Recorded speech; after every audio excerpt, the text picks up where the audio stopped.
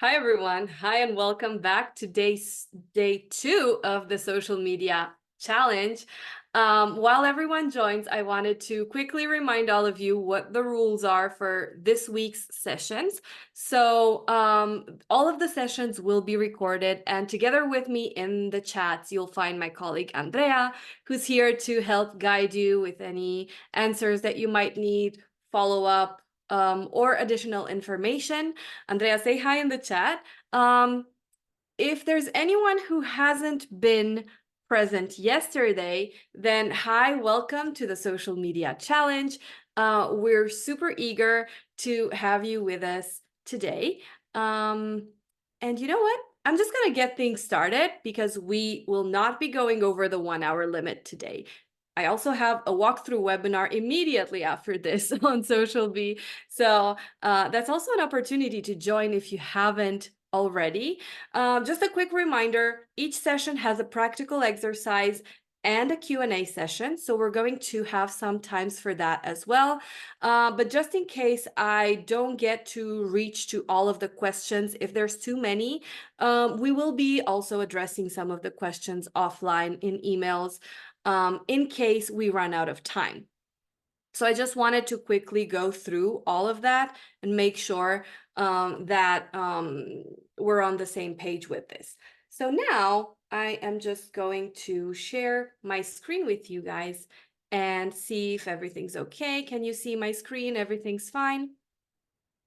Yes. Okay, cool. So once again, welcome to the social media challenge 5 days edition. This is a series of 5 webinars that we'll be doing throughout this week, 1 webinar each day, talking about specific topics that will help you in creating a perfect strategy for your 2024 social media content. And today is actually day 2, and we're going to talk about planning and posting and how you create a strategy around that.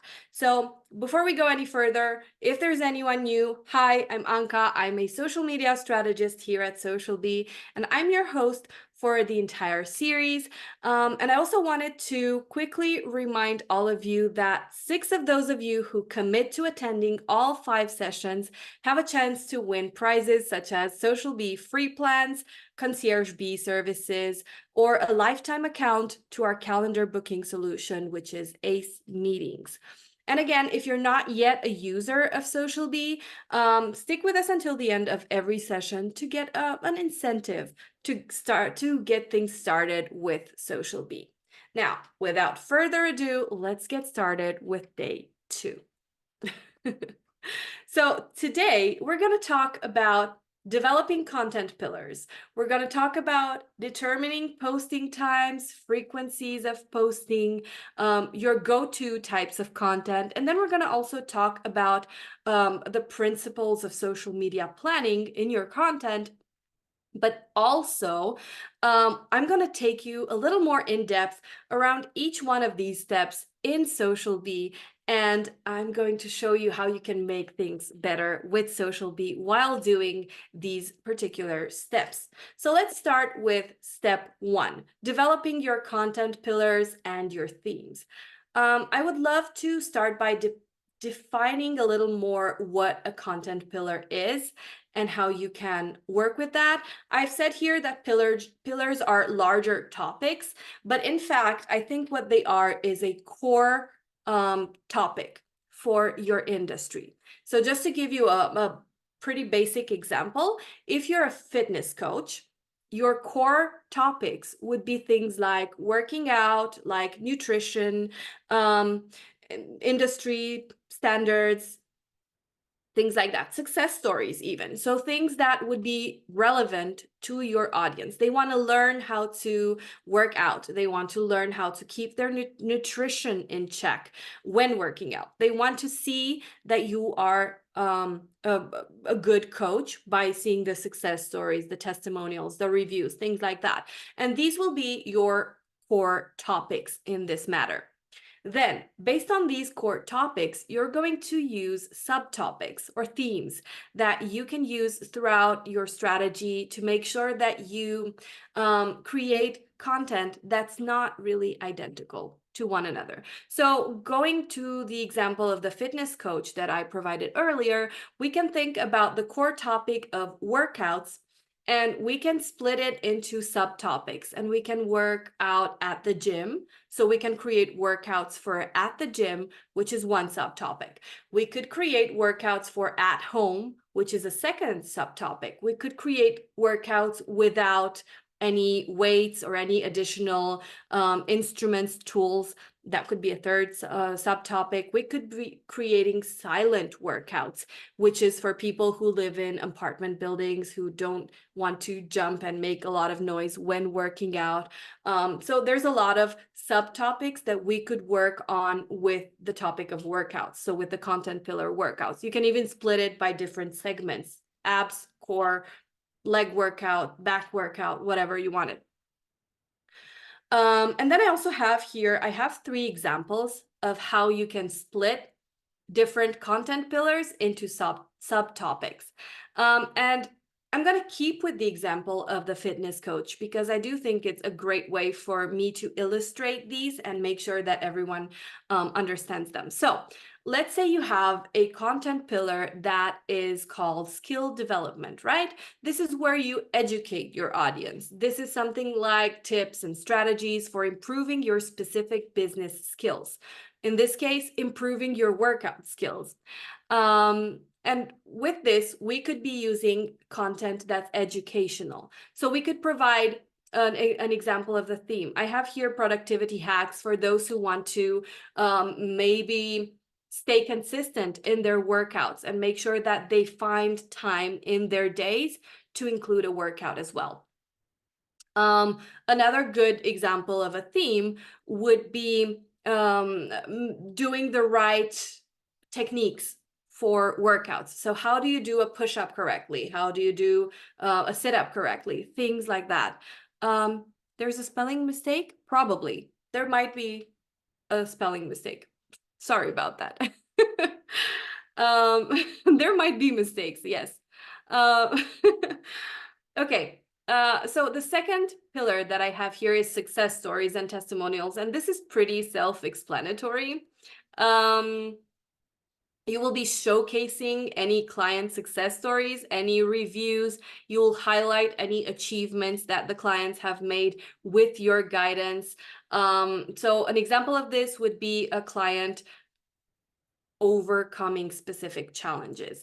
And this is something that I've written here. So maybe from someone who wasn't working out, who didn't have that love for working out, the theme would be a client who is consistently working out now and improving the quality of their life and the quality of their mobility and everything through the workouts and through the guideline, through the guidance of the fitness coach.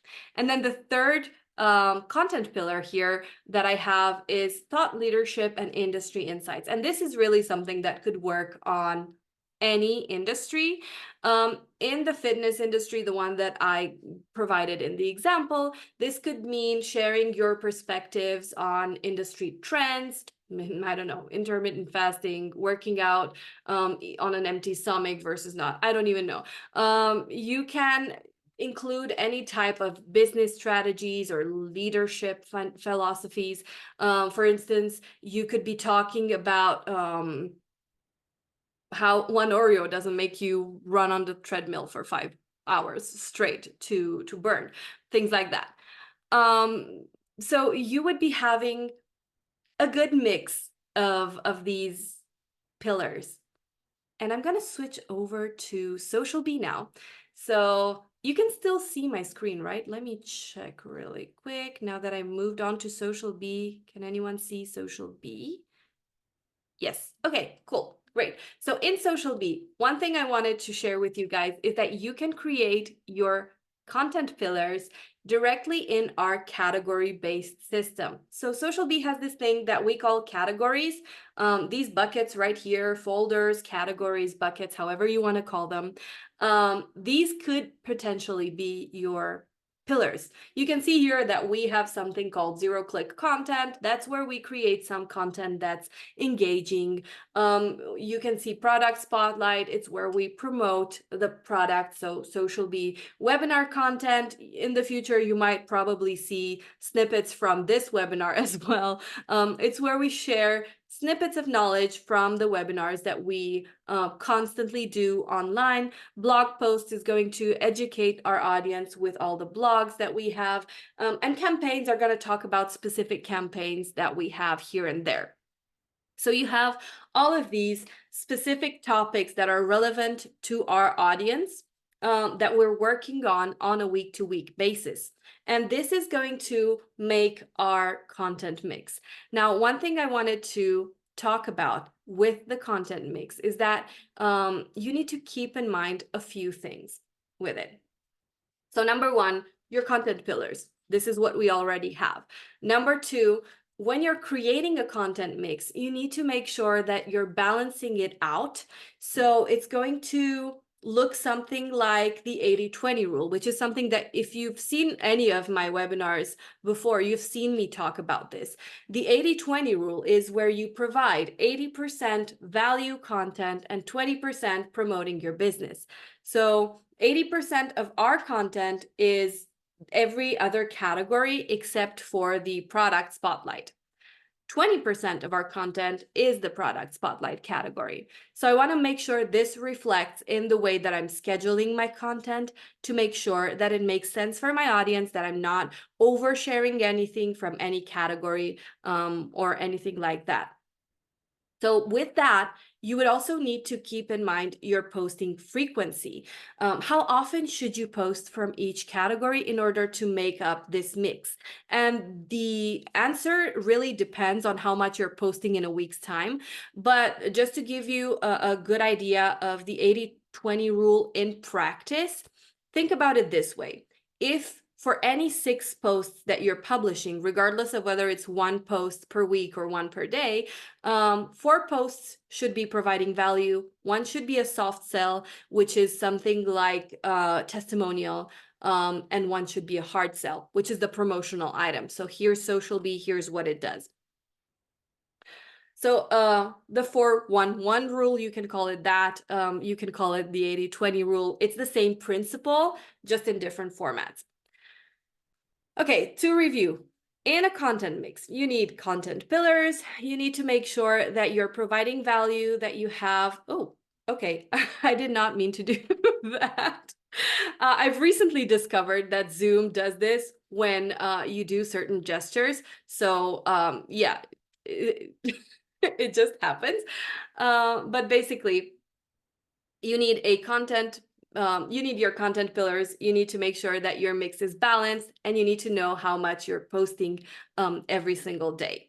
Now, another thing that you need to keep in mind when you're posting every single day is the best practices for posting. And this is something that was actually very asked yesterday, if you remember.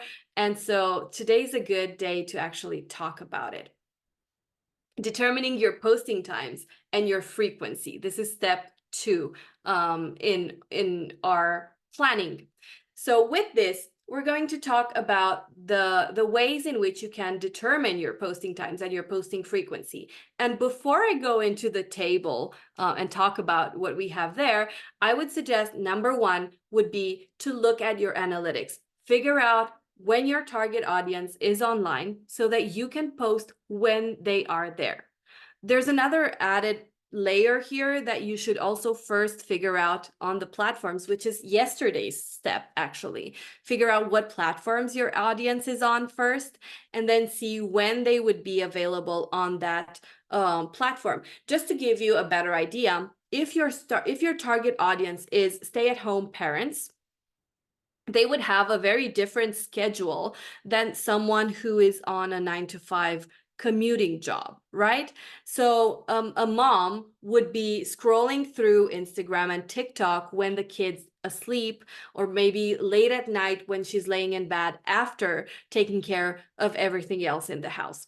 On the other hand, someone who's commuting might be looking on TikTok or Instagram or any other platform during that commute time. So in the morning and more in the afternoon when they're coming back from work. So the answer to when you should post is in who's your target audience and when are they online. That would be the first step. And then looking at the platform specific best practices and seeing exactly how that works. So I'm going to take you through the posting frequencies and optimal posting times for each platform. Starting with Facebook, where on your feed you should be posting 1 or 2 posts a day. And when it comes to stories, you should have at least 2 posts every day, so 2 stories every single day. As for the optimal posting time, it's estimated that it's around 8 a.m. to 1 p.m. on your specific time zone. So that means the first part of the day is when people tend to go through Facebook. Very similar to Instagram. On your feed, whether we're talking feed posts that are static, so images or reels, it's ideal that you have around 3 to 5 posts every week. So the bare minimum for Instagram, as I said yesterday as well, is 3 posts per week at the least. And then for stories, at least 2 stories every single day so that you stay relevant in there and that you stay visible for your audience. As for the best times to post here, we've noticed that the majority of our clients have a optimal posting time around Tuesdays and Wednesdays on the first half of the day. But I would like to preface this by saying that for Instagram in particular, everyone's analytics show something different. So my advice would be for any platform actually to go into SocialBee or your analytics of choice and look at your analytics. And if you scroll down to the bottom of this, you'll be able to see when your audience is online and focus more on that instead of the best practices, because this is what's most relevant to you, right? So you'll be having your analytics tell you exactly what is the best time to post. So that's Facebook, that's Instagram. If we're talking X, it's a minimum of 2 or 3 times a day. So these are ideal minimum posting frequencies. And the best times to post are around Tuesdays through Thursdays from 9 to 4 p.m. LinkedIn, on the other hand, is 1 to 2 posts per day, so no more than 2 posts every day. And again, optimal times are Tuesdays through Thursdays, 10 a.m. to 5 p.m. So during working hours. So you can see how people might be going on Facebook in the morning and on LinkedIn during working hours. So if you have the same audience and you want to reach them in different mediums, you're more likely to reach your audience on Facebook in the morning and on LinkedIn during the day. Now, if we're talking Pinterest, this is where things get interesting. From my experience and my previous knowledge, I know that there were 5 to 8 pins recommended per day. But if you look at Pinterest, they recommend a minimum of one pin per week. So that's a really interesting thing that we found out. And then the optimal posting time for Pinterest is Wednesdays through Fridays from 1 p.m. to noon. So it's a very limited window of opportunity there. YouTube should have 1 post per week at the minimum, Friday through Saturday being the optimal times. So you have a 3-hour window here with 3 p.m. to 6 p.m. The deal with YouTube is that it's usually longer form videos. So that's why the frequency is lower than any other platform. However, if you're talking shorts, things change and you might need to actually post a little more frequently when it comes to shorts, just like you would on TikTok, just like you would on Instagram and things like that. And speaking of TikTok, the last one here says that you should have a minimum of 3 to 5 posts every week, which I think it's very achievable. And the best times for posting on TikTok are Tuesdays through to Thursdays during 2 or 6 p.m. I see people asking things in the chat. Please make sure to ask your questions in the Q&A session so that I can see them, so that I don't miss them, and we address all of them moving forward. Now, before I move on to the next step, I want to switch back to Social Bee and show you how, if you already have your categories here, you can go into the scheduling setup and set everything up directly here. So this is where you would be creating the content mix. You see it here scheduled across all of our platforms, but let me simplify it and make it for Instagram only. Now you only see whatever we have selected or scheduled for Instagram. And you see that we have 4 categories scheduled. Let's say I want to add another one on Friday. So I'm going to select Instagram. I'm going to select the product spotlight category on Saturdays, and I'm going to make it at 9:21 a.m. By the way, a good rule of thumb when scheduling content is to never use on the dot times. So scratch 9 o'clock, scratch even 9:30, because these are the dead giveaways that you're scheduling the content. And even though scheduling the content is not a bad thing, it's a lot more personal when the content seems a little more spontaneous, right? So whenever you're posting something directly on the platform, you would never wait for it to be 9 a.m. on the dot in order to post it. So why would you when scheduling? Use a random minute. It makes things look a lot more spontaneous and more natural to your audience.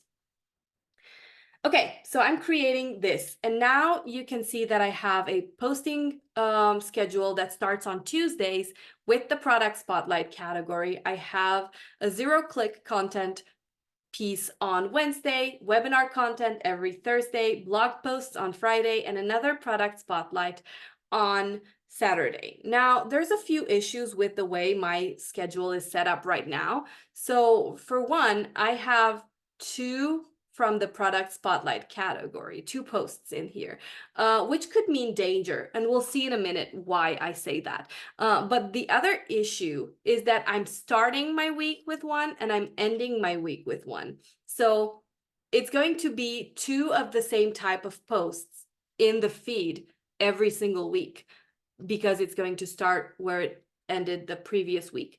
So we're going to change this, but before we do, I wanted to also show you that in Social Bee, you have this nifty little table here that's going to give you some statistics. And these statistics are going to show you exactly what your content mix is like. So you can see it in the number of posts per week and in the percentage per week. And going back to the content mix slide, I mentioned the 80-20 rule, where 80% of your content is providing value, 20% of your content is promoting your business. But I also mentioned 4-1-1, where out of every 6 posts that you have, 1 should be a soft sell, 1 should be a hard sell, and 4 should be providing value. So you can look at either or. Again, it's the same principle, and you can see in a week how many posts you need from each category in order to have a balanced content mix. So you can see here that I have 1 post out of every value category that I have, and 2 posts from my product spotlight. And then you'll see the percentage letting me know that that 40% of my actual content, the way it's set up right now, comes from the promotional category. And we don't want that. So we're going to change this category to something else, maybe another piece of 0-click content. We need something that's engaging because it's a Saturday, it's going to be fun. So we can change that to make it 40% engaging content, which is fine. Or we can just make them more balanced by just deleting this entirely. And that will be super easy to work with, to digest even. I see someone asking in the chat, what is 0-click content? It's just a name that we provided to this category. Basically, it's content that's meant to generate engagement. So it's content that will not take the audience off of the platform that you're publishing it on. So if we're talking Instagram, maybe this is a story that will have a poll option to help you interact with the post more. If it's a feed post, it will have a question so that you can answer the question, and it will not have any links. It will not send you to Social Bee. It will not send you to a blog post. It will not send you to a video outside of Instagram, nothing like that, so that you can stay on the platform, because ultimately all of these social media platforms, they want the audience to stay on that platform. So you need to also provide some sort of content that will make that happen as well.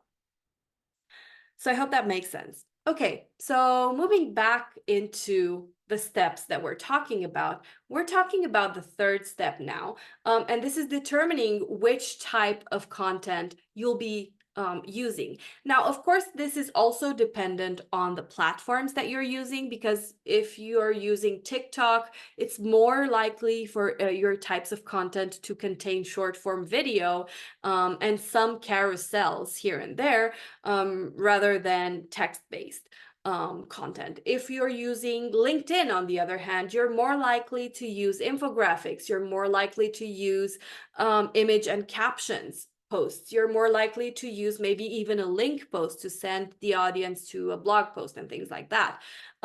If you're on Instagram, you might be using polls and quizzes and stories as a way to interact with your audience and things like that. So keep in mind what platform you're publishing on in order to determine the types of content that you'll be going through. So let's look at each of these types of content and see exactly what they are and how you can use them. So image and caption. This is a simple one. So I'm actually going to switch to Social Bee so that I can illustrate them in the post editor. And I'll choose Instagram because it's super easy to work with. So caption is going to be the text, obviously. And the image, I'm just going to drag and drop something. This coffee looks good. There we go. So now I have a caption and an image. This is the post that I have. If on the other end I want a video, I can remove this. I can bring in a video instead. Oops, I didn't drag it properly. There we go. Okay, so now we have a video instead. It also shows that this video needs to be a reel, so I'm going to customize my post for each profile and set it as a reel to make sure that I have the right aspect ratio for Instagram. Instagram is particularly picky with aspect ratios, so keep that in mind when creating your content as well. The next type of post is carousels. So in this case, you would have a caption and you would have multiple images in the same post that would go on the same platform. So now I have two images. Well, one's a GIF, but basically you would have a carousel post. This works on Instagram, it works on Facebook, on LinkedIn, all the major ones that I'm familiar with. Short form video. I illustrated it earlier with the video, so it's where you actually have a reel, a TikTok, a YouTube short that you could be using. If it's a text-based post, it's something that does not have an image. And on Instagram specific, that's not possible because you do require, you're required to have an image or a video. But if I switch to Facebook, now I'm able to just add text as my post. If we're talking infographics, this could be of an image as well. So it's going to be kind of like the image and caption, but it's a different type of image. Polls and quizzes might be in the form of an image. It might be something that you can use directly on the platforms that you're not going to schedule. Stories are the same. You're going to add your photos, your stories, your videos, anything that you want to share to stories, and then select the story option in Social Bee in order to schedule it as a story, basically. And then you have link posts. This one's interesting because instead of sharing an image, you're just going to type in, I'm just going to type in socialbee.com, and this will generate a link preview. And this is the type of post that will help your audience go to your website. So this is something that you should be using whenever you're creating content and you want your audience to reach a certain piece of content. So your blog posts, your landing page, to make sure that they go through the sales funnels and things like that. And then you have UGC content, which is content that's created by other people. It's user-generated content that will help you move further with at least one of your pillars. Some of them would be testimonials, where you could be using content created by your client in order to introduce that testimonial and that client. And live streams, these are pretty obvious. It's where you go live on the actual platform and make the most out of it there. Okay, so we have all of these steps that will determine your planning. And I also want to talk about the principles of social media content planning in general. And I actually have 3 principles that I want to talk to you about, one of them being the pillars and the themes of your content. Keep in mind that these should align with your brand values, and they should also resonate with your audience. So if you're in an industry where jokes and memes might not work as much, it's a good rule of thumb to not use them. To give you an example, if you're an NGO and you're working with disabled people, you might not want to use jokes, as that's not really funny. So keep a close eye on the pillars that you're using to make sure that they align with your brand values and that they resonate with your audience, so that you're not put in uncomfortable situations where you have to explain yourself or just take the content down. We don't want that. The second principle that I wanted to talk about is to not change your entire strategy all at once. So yesterday we've talked about auditing your content and seeing what worked and what didn't, and creating a starting point from there. However, in that scenario, you would keep the content that worked for you, right? So you would not change everything all at once. And that's because it's not going to be easy for you to analyze what works and what doesn't if you're constantly changing everything about your strategy. So keep some things in mind. Keep some things already there. Things like posting times, your frequency of posting, the types of content that you're sharing whenever you're changing stuff in your strategy. It'll make it a lot easier for you to assess at the end of the trial period whether it's something that works for you or it's something that you need to change further.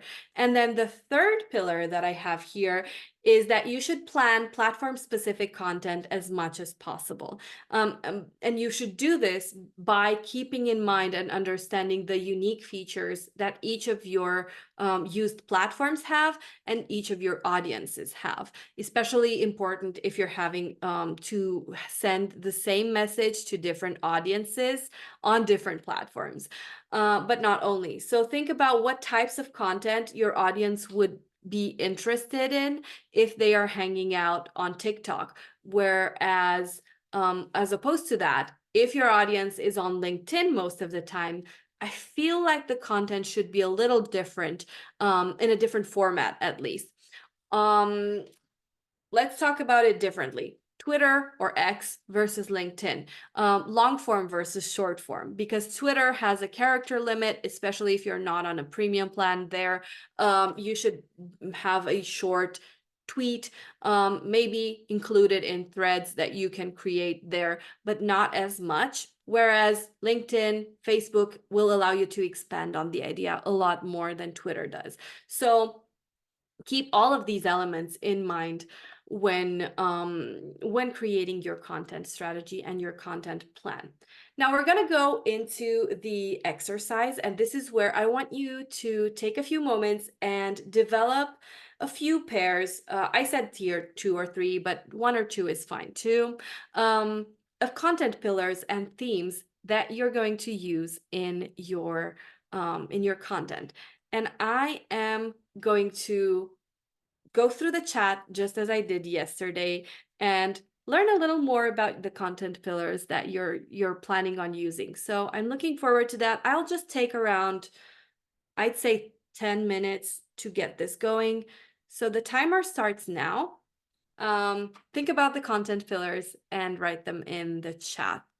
And we'll be back in 10 minutes and going through them and then going through the questions as well.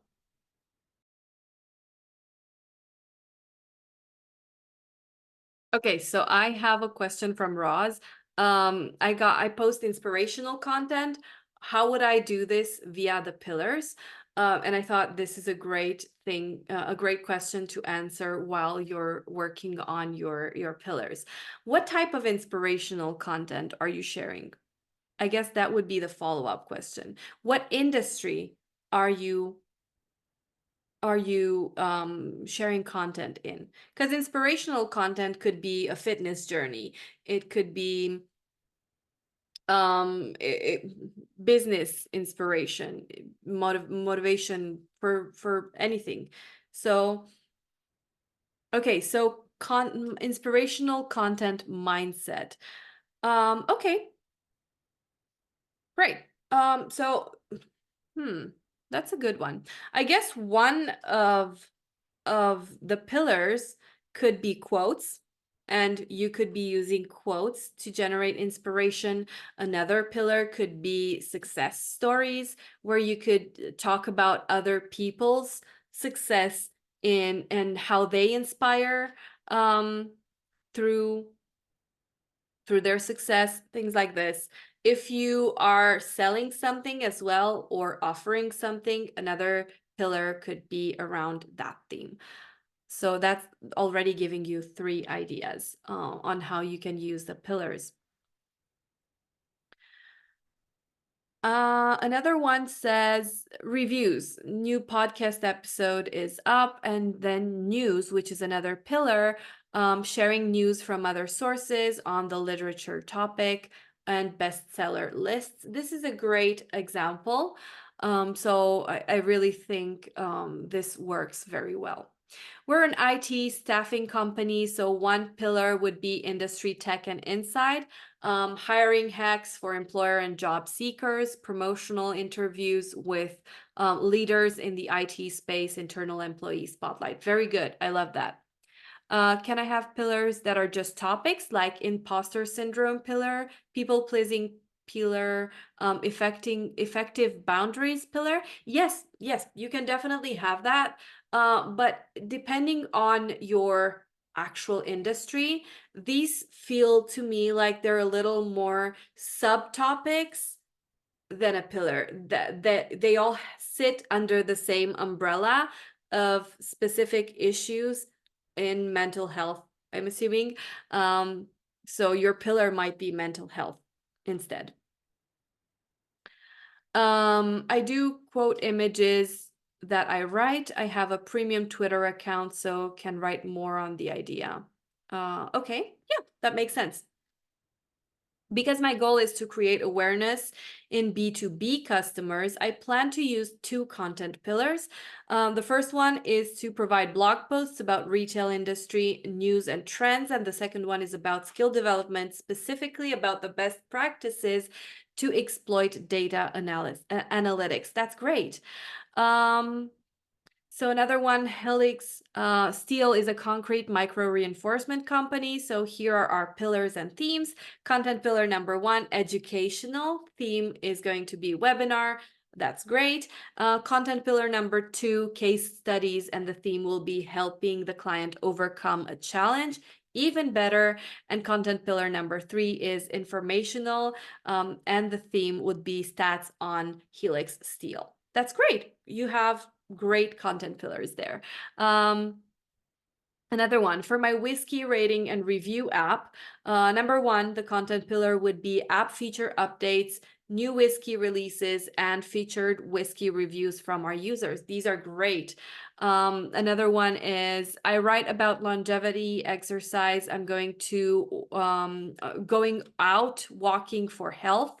Fun, joy, and positivity is another content pillar. Things you can do while walking that are fun.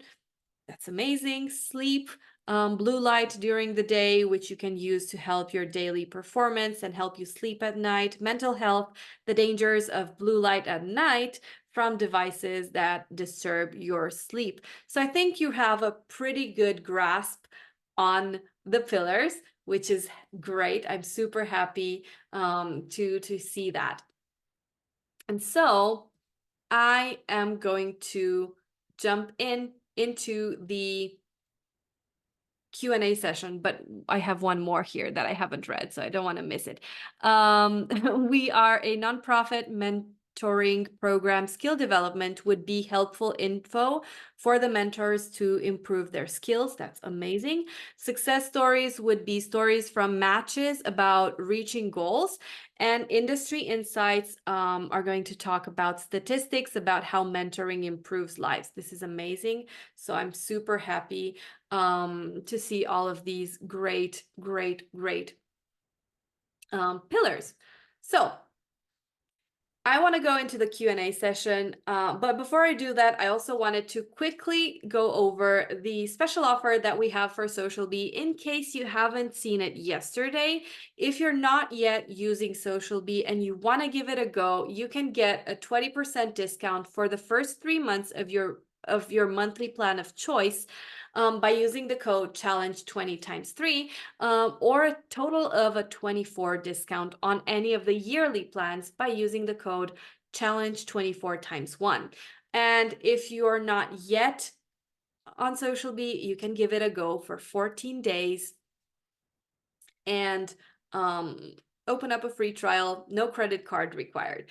So let's get into those questions. I see that there's quite a few here, so I'm going to bring them closer to me. Let's see. How often should you be looking to respond to replies to our posts? Once daily or less? I think the answer to this question is dependent on how much interaction you have there. So if you have a lot of engagement in your posts, reply as often as possible. If you don't, then once a day is probably fine.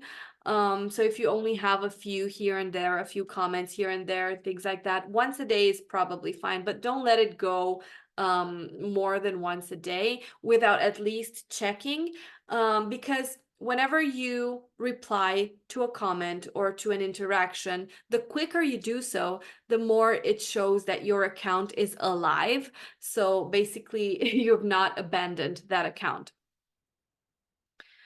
The next question, please talk about how the post schedule and types differ for B2B.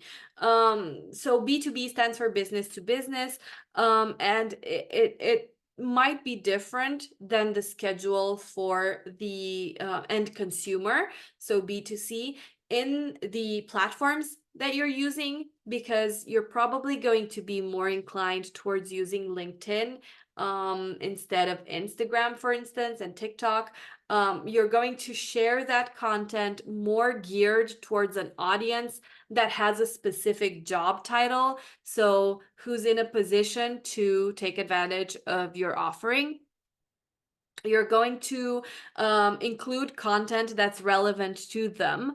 So if you're a coach coaching specifically people who are fitness instructors, your types of content would be different from the ones that the fitness coach will be giving to their end client, because you will be giving industry updates. You will be giving things like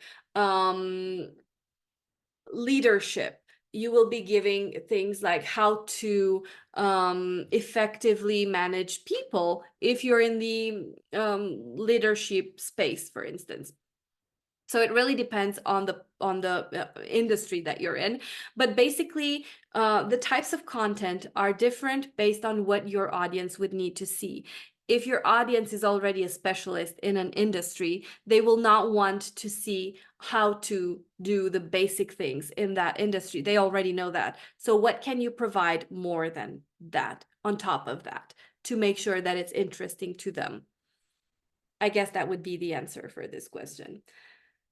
Okay, next question that I have here. For most of the social platforms, you will have both a personal and a professional account, as well as a business account. What should these posts be going? Where should these posts be going? My thought is that they should be posted on the actual business account that's connected to my professional profile, but I've received conflicting opinions about this. For example, on Insta, I have a professional profile separate from my personal for friends and family, plus a business, which is based on the name of my business.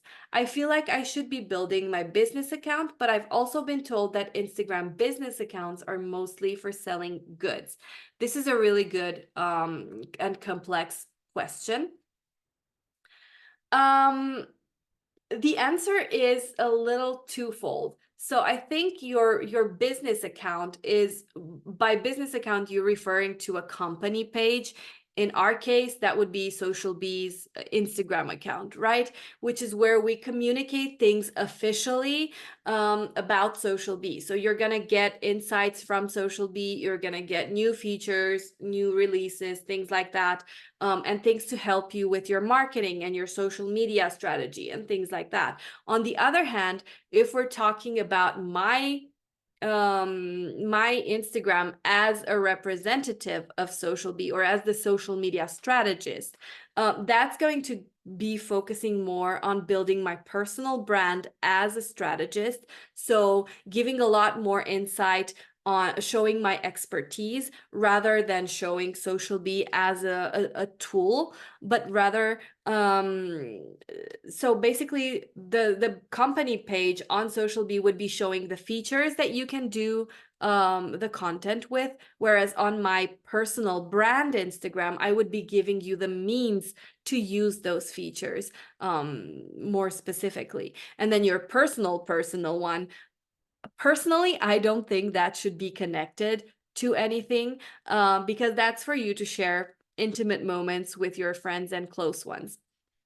So I don't think you should involve that one in your business space, unless you actually have a lot of your clients following you there, which if that's the case, it's already a personal brand. It's no longer a personal. So I hope this kind of that's the answer, but do let me know if you have follow-up questions for this. When filming short videos, what's the smartest background to use? Personal or blank? I guess it depends. My personal preference is to have a clean background. That's why I'm sitting in a corner in my room right now, by the way, because I work from home. So I'm always in the corner because the wall is white and it's clean. And so I will stand out from the background. Because the rest of my room might feel cluttered and it might take away from the attention of what I'm talking about. On the other hand, if that's relevant, if I needed to have a computer behind me in order to convey an idea, I would have that behind me, and I would probably be sitting at my desk so that the computer was there and everything was in the setting of what I was saying. And the visuals in the background should help convey the message that you have. So if you're doing skincare, if you're talking about skincare in your nighttime routine, you should probably be doing your skincare, which probably means that you're at your vanity or in your bathroom, and that's where you're talking about this topic, right? On the other hand, if you're talking about fitness, you're probably going to be in the gym. If you're talking about business, you're probably going to be in a more business setting like an office and things like that. Can we do link posts on all platforms, or is that frowned upon in some spaces? This is a very good question, and unfortunately, you cannot do them on all platforms. There are platforms like TikTok and Instagram which specifically forbid it. So basically, you cannot share a link post on Instagram natively or through a scheduling tool like SocialBee. You will be required to have an image or a video and a caption. And sure, you can include your link in the caption, but it will be just text. So it will not be a link that's clickable. The alternative to that is to use your links in your bio, to use your links in your stories where you have the link sticker to help you with that. However, on platforms like Twitter or X, like LinkedIn, like Facebook, that's where you can use link posts the most. And then you have platforms like Google My Business or YouTube where you can use links, but they're not going to be link previews. So they're somewhere in between. When using UGC, user-generated content, do you always need permissions? I'm not sure if you need them or not. I think that might be dependent on each each state's legislation, but I would recommend that you have permissions to use. So there are people who are purchasing UGC content. In that, if that's the case, you're going to make a contract to make sure that you have the rights to use that content. So yes, I would personally say yes, you need permission. It's at least a nice to have, if not a must. Does Facebook or Meta allow you to post content for WhatsApp groups, and can you schedule them from SocialBee? Unfortunately, not that I know of. So I think for WhatsApp, because WhatsApp is considered a communication tool and not so much a social media, they don't have a scheduling option, and I'm not sure if you're able to do so from Facebook specifically, not to my knowledge at least. So there's quite a few questions here still. Just a fair warning, I will only be taking 2 more questions because I have another webinar in a few minutes showing you the entire SocialBee platform. Andrea, if you want to share the link to that webinar, maybe some of the people here are not yet registered there, but I will be reaching out to you all and answering your questions via email later on just to make sure that everyone's questions are answered. So one more question here is, I find Instagram rules about promoting your own blogs a bit confusing. Do you not have to put the link into the bio in your profile? You seemed to indicate that there could be a direct link to your blog post. Yes, you can put the link in your bio. You can also put specific links to send your audience to your blog post in your stories, but not in your feed, because there it would just be text, so you would not have it as a link. Not exactly sure what you mean by you seem to indicate that there could be a direct link to your blog post, not outside of the bio or the stories. And then the final question that I will take today is, what would you consider the key ways to differentiate Facebook and Instagram content? I would say the first and foremost way to differentiate it is through the target audience, because the Facebook audience has aged quite a lot in the past few years, at least. So millennials are leaving Facebook, the ones that built the notoriety of the platform are leaving Facebook and leaving it to older generations, Gen X, boomers, baby boomers, things like that. So older audiences will be most likely to see your content on Facebook, whereas newer or younger generations, Gen Z, Gen Alpha even, are going to see your content more on Instagram, on TikTok, and things like that. And then, of course, another key element would be the types of content that you're sharing. Even though they do have the similarities of the types of posts that you can do, feed, story, and Reels, Reels will have different reaches on Facebook than they do on Instagram. Stories will have different reaches and different reactions. And when it comes to feed posts, they look entirely different. So there's a lot that you can go for with differences on these. So I guess that concludes our session for today. I will be joining you again tomorrow and talking about the next things that you have to do in your strategy.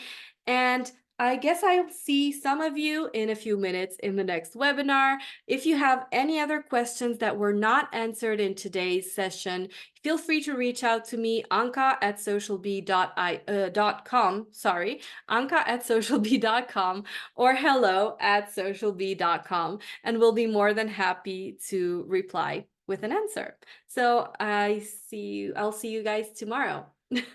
That's it. Bye.